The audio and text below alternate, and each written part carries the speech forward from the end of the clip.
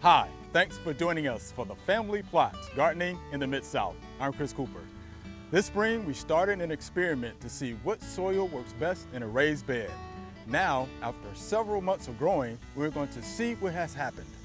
Also, fungicides and glyphosate are common in the garden, but how do you use them correctly? That's just ahead on the Family Plot, Gardening in the Mid-South. Production funding for the Family Plot, Gardening in the Mid-South is provided by the WKNO Production Fund, the WKNO Endowment Fund, and by viewers like you. Thank you.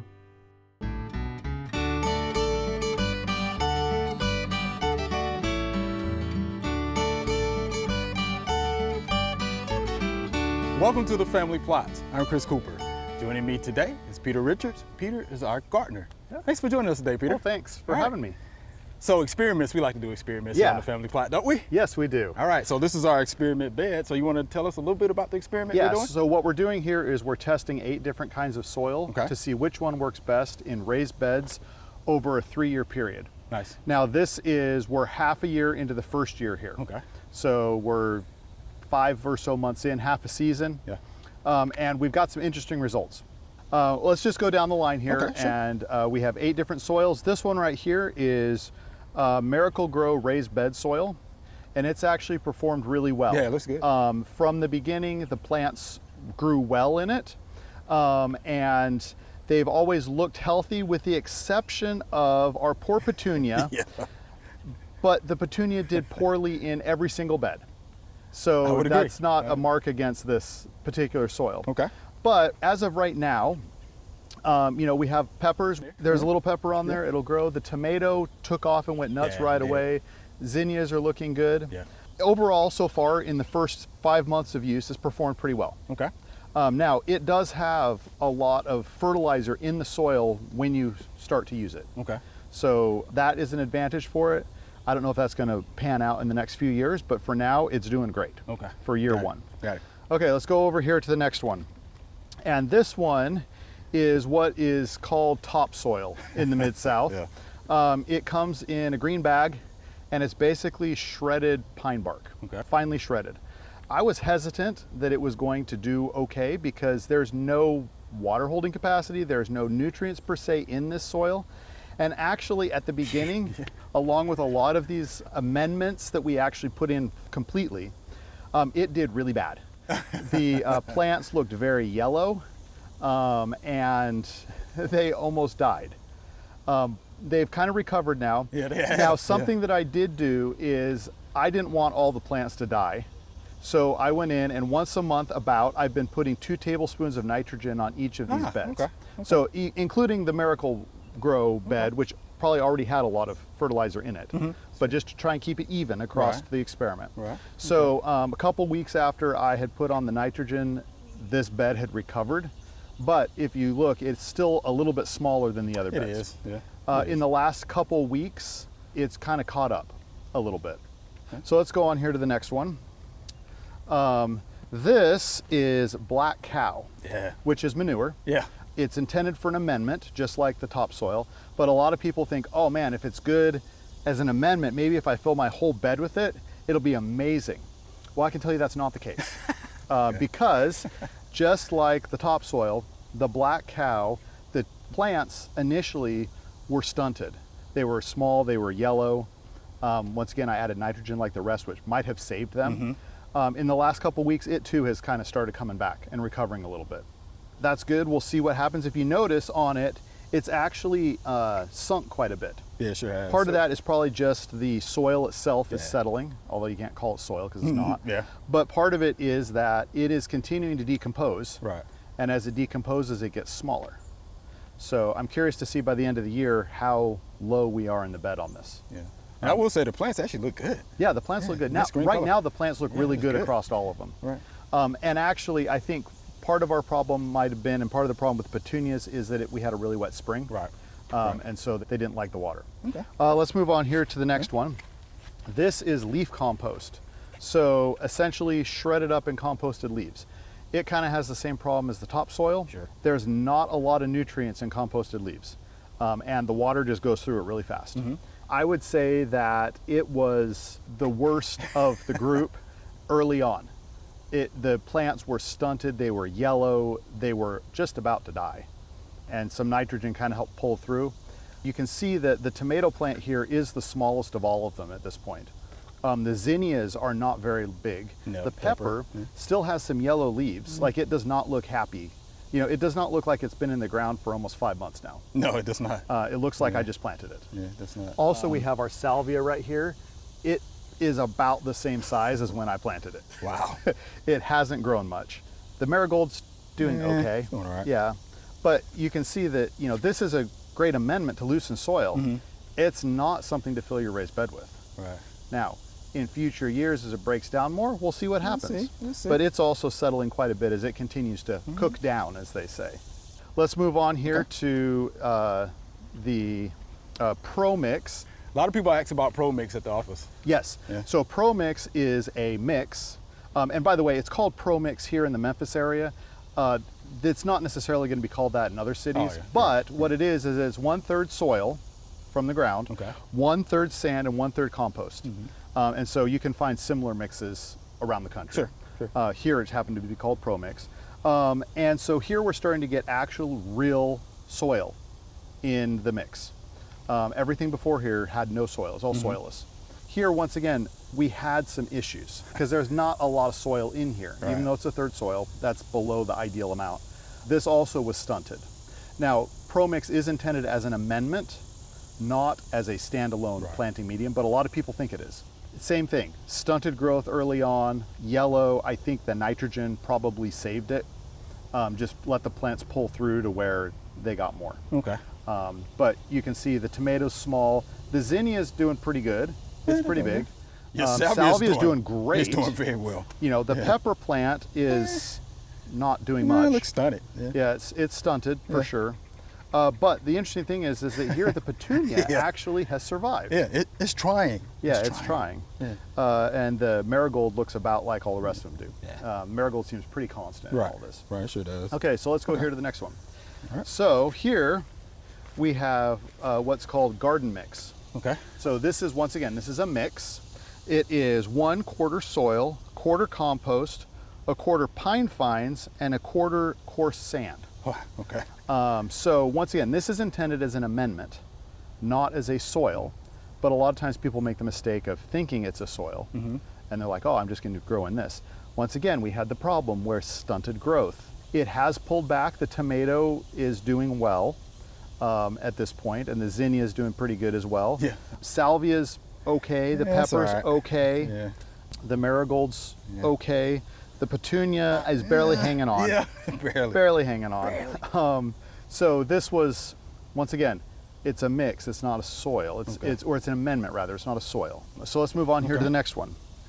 So this one, we're starting to get into what I consider to be a real mix here. Okay. So what this is this is half soil and half garden mix. Okay.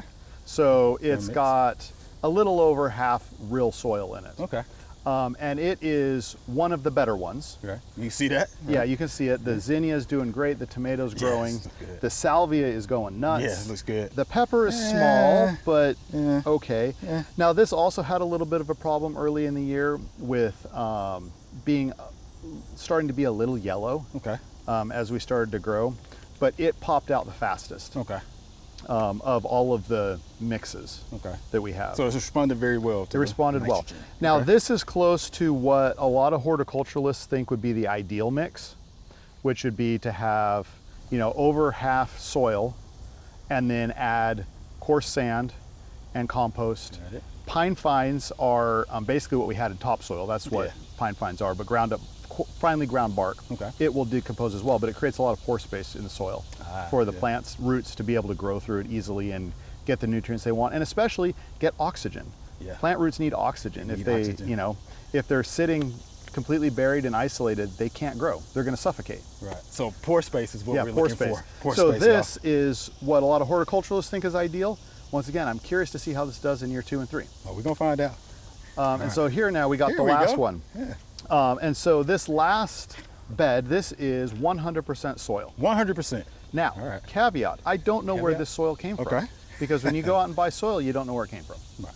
But This is the healthiest growth. If you look at it, the tomatoes are high, the zinnias are good, Yeah. the salvia is Yeah.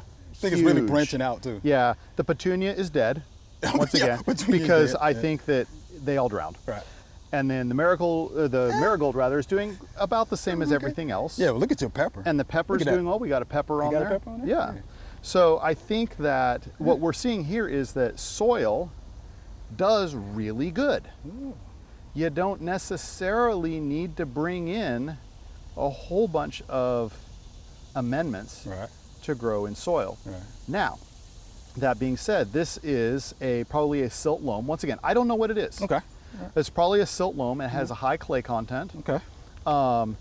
Next year, it might be hard as a brick. It may be. We don't know that. And so It may be. next year it might not do very well because there's no organic matter in it. Okay.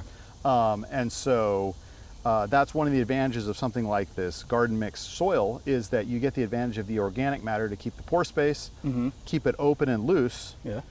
instead of just straight soil where this is probably going to compact and get really hard for next year. And next year we may not see as good of performance out of it. Right. Now, something else that's good to note about soil, especially if you have a high clay soil, is it's got tons and tons of nutrients for plants. But if there's no organic matter in it, the plants can't get that nutrient. It has to do with chemistry and how the charges are on the ions and all that stuff. Yeah. Don't need to get into that here. Yeah. But what the organic matter does is the organic matter helps to draw those ions, those nutrients, out from the soil so that the plant roots can then get them and take them up and use them. Right. So organic matter, really important. So, we'll see what happens here. Once again, I don't know where this soil came from. So maybe it had a fair amount of organic matter in it to Maybe start. it did. And, eventually that's going to break down and then it's just going to be soil. Right. that If it's a maybe nothing loam can grow. soil, it has sand, silt, and clay in it. Right. And the clay is good for nutrient holding capacity, water holding capacity, which is probably why you have good growth this Yeah. first year. Yep. Right. So to your point, yeah. Next year we'll see. Yeah, so it's really interesting because so the winners so far, Yeah. soil is the top winner. Then would after say that so. we got Miracle Grow raised bed soil, which is a soilless mix, is the next best. Yeah. So that's what we're looking at right now about halfway through the first growing season in this experiment. All right. And so we do need to mention that these beds are irrigated too as well, right? Yes, that is correct. They are irrigated. They're all irrigated the same. We've tried to treat them all the same. If we fertilize one, we fertilize all. If we water one, we water all. Yeah. Yeah. Makes for a good experiment. Yep. Thank you, Peter. Yeah. Can't wait to see what it looks like later. Yeah, exactly. All right. Thank you.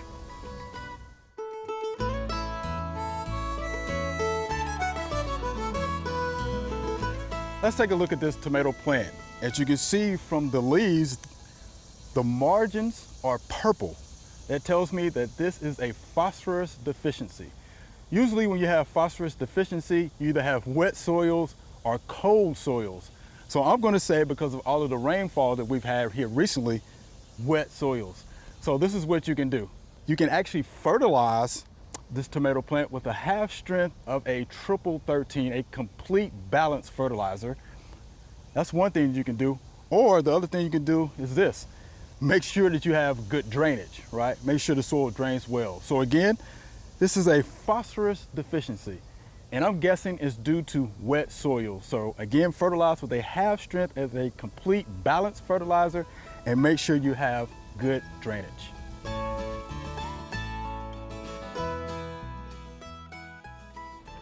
Today we're going to talk a little bit about fungicides.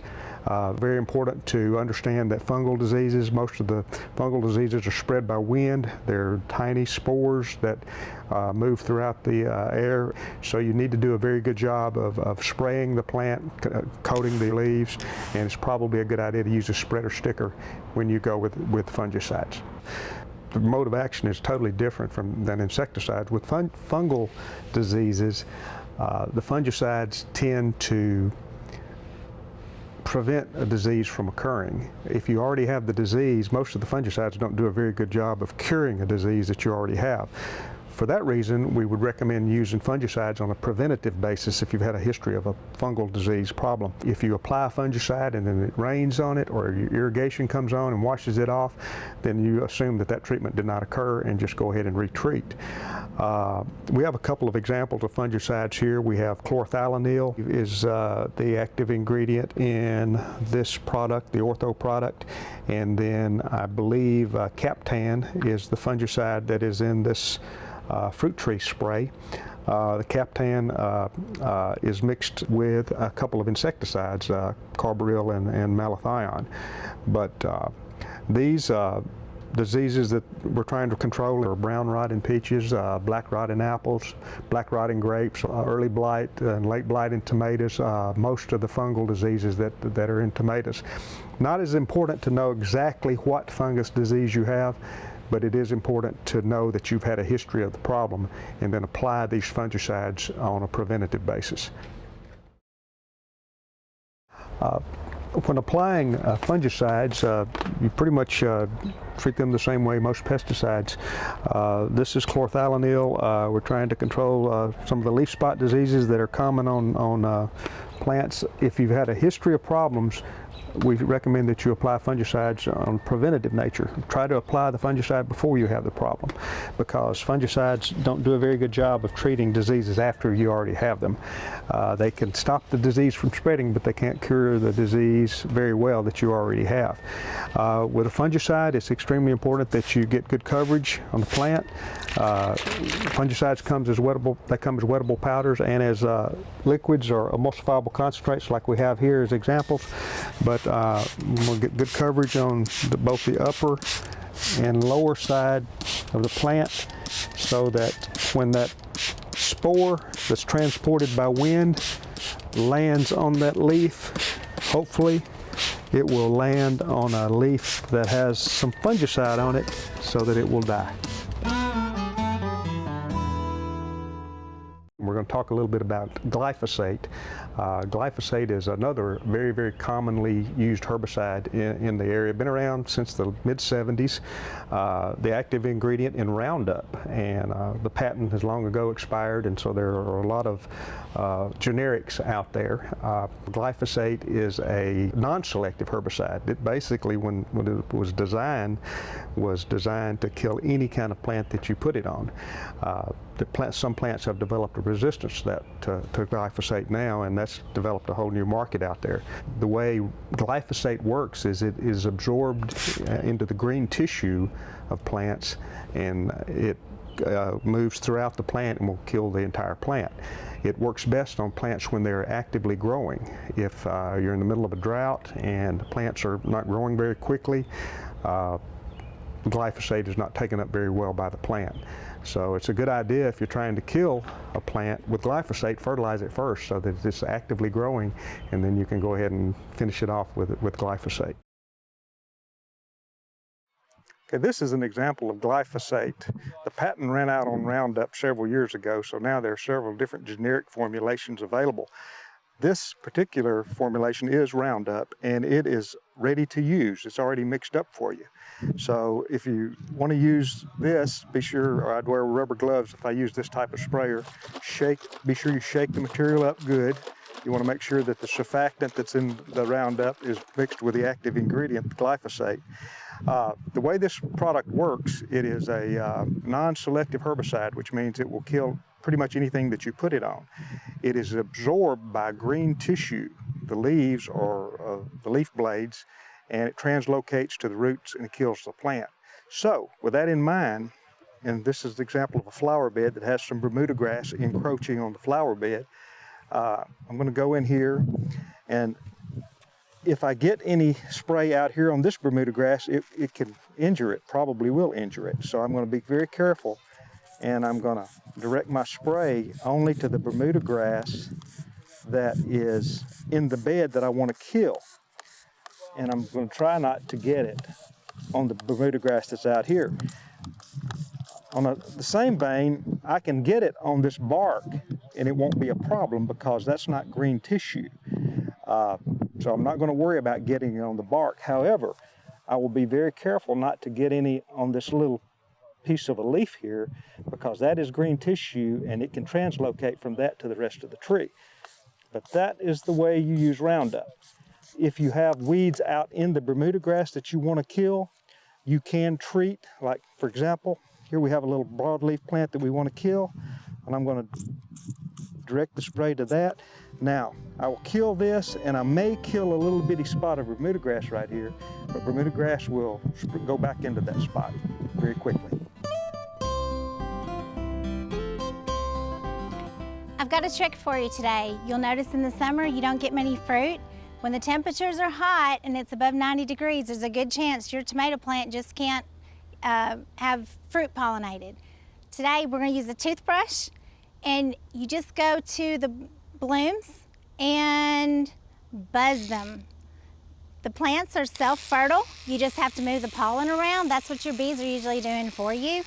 And then it's going to blur. You don't have to get each individual one. Just put it on the stem and make them all vibrate at one time, and you will get fruit. You can do this probably every other day and run through all the blooms every other day, and you'll end up with plants loaded full of fruit. All right, here's our Q&A segment. Y'all ready? I'm ready. These are some great questions with good pictures. Here's our first viewer email. Some of my bell pepper plants have stopped growing. The leaves are curling. The fruit has turned brown. What is happening? And this is Patrick from Bon Aqua, Tennessee. So what do you think about that, Mr. Jim? Well, in looking at it, my first thoughts are that it is aster yellows. It's a bacteria-like disease that affects a lot of plants. Yeah. You don't see it in peppers very often, but we're seeing a lot of it now in hydrangeas, and I think that's likely what it is. It could also be water related because he's got 4 or 5 in a single area there. And the fabric is great mulch material for holding stuff down, but it also doesn't allow water to escape as quickly. So and if it begins to wilt, you tend to water it again, which can multiply your root issues. But just looking at the stunted plants, my thoughts are that it's aster yellows. They're definitely stunted. There's no doubt about that. Anything you want to add to that, Peter? I was going to say it could also be bacterial wilt. Absolutely. Very similar problem. You know, and it's vectored by a bug. There's nothing you can do once it's got it. Pull it up, throw it away. I think for aster yellow, it's probably the same thing. Same thing. Yeah, don't compost it. Just Yeah, throw it away. Yeah, double bag it, as Mr. D was saying, throw it in the trash. Yep. That's for sure. Yeah, but the thing here, the leaves are just curling. They're not curling, cupping, and twisting. Right. Because we would have been thinking Herbicide. Yeah. Right, but these are just curling. So yeah, thank you for that picture too, Patrick, because you can definitely tell Great in one of the picture. areas. So it's Yeah. a good picture, Patrick. We appreciate that. Here's our next viewer email. Is it normal for chrysanthemums to bloom in May? And this is Terry from Oak Ridge, Tennessee. So Peter, is it normal? Oak Ridge, Tennessee's far east? Yeah, it can be. Can be. It can be. It depends on the weather. Yeah. So chrysanthemums, if left to their own devices, can bloom anywhere from May to July. They can put on a flush of flowers. When they're being prepared for being put in the stores in the fall, for everybody likes chrysanthemums in the fall, what they do is they are pinched back when they're about 6 inches tall. And then what that causes them to do is that causes them to branch more. And then when the branches are 6 to 8 inches tall, they're pinched back again, cause them to branch even more. And so when you get to fall, finally now they're allowed to flower because you haven't pinched off all the flower buds or the ends of the shoots. And then at that point now you have this big round ball of flowers that everybody thinks of as a chrysanthemum. Now, if you don't do any of that, yes, they can actually flower in anywhere from May to July, depending on your weather, how warm it was, how wet it was, all that sort of stuff. So if you want to delay your blooms until fall, you just got to pinch them back. Pitch them back. Yeah. Plus, chrysanthemums bloom based on the length of the night, how much darkness they get. So if you planted 12 chrysanthemums this year, 6 on the front side of your house, 6 on the back, they're fine this year, but next year they're going to bloom at a different time because they're getting different amount of darkness, which is critical. And then within the chrysanthemums, there are early, mid, and late bloomers naturally. So you're, like you say, you can see them from early, in the spring all the way till fall. All right, and they are beautiful. So there you have it, Tammy. Yeah, it can happen, right? It can happen, all right? Here's our next viewer email. My 25-year-old dogwood seems to have a wilt disease. Can I treat it? And this is Bob from Rock Island, Illinois. So what did you see there? I don't see a tree that I think is suffering from anything other than water. That's what I'm thinking. You know, the drought, and you know, and one of the things that, and you know, I've talked about this before. One of the things that's critical with trees is realizing that their roots go well beyond the drip line of the tree. Right. Roughly 2.5 times the width of the canopy. So you've got very shallow roots way out, and they need to be watered. That's where most of they're going to get their nutrients from the rain. So you need to make sure that you're watering that entire circle, not just up underneath that tree. But to me, it doesn't look like a disease, a wilt disease. There's no discoloration on any of the foliage that I can see. I don't see any powdery mildew. I think it's just totally a water-related issue. Yeah, no dead branches or anything like that. I didn't see that either. Peter, anything you'd like to add to that? My thought is dogwoods tend to be understory trees, and that one seems to be planted out in the middle of the yard, so it doesn't get much shade. So that magnifies the water problem. Right. Yeah. So water stress is what we're thinking. And something else, you know, from that picture, I know he had his lawnmower there. So be careful with the lawnmower, you know, around your roots, right? Because they are shallow rooted trees, you know, as well. So I would be careful with that. But yeah, I think water stress, right? So let's get it watered. I think it would be good, Mr. Bob. We appreciate that picture. Thank you so much. All right, Peter, Mr. Jim, that was fun. Learned a lot, don't we? Always enjoy it. All right, thank you much. Remember, we love to hear from you. Send us an email or letter. The email address is questions@familyplotgarden.com. And the mailing address is Family Plot, 7151 Cherry Farms Road, Cordova, Tennessee, 38016. Or you can go online to familyplotgarden.com. That's all we have time for today. Thanks for watching. If you want to learn more about anything we talked about, head on over to our website, familyplotgarden.com, or visit our YouTube channel, Family Plot Garden, where we have thousands of gardening videos. Be sure to join us next week for the Family Plot Gardening in the Mid-South. Be safe.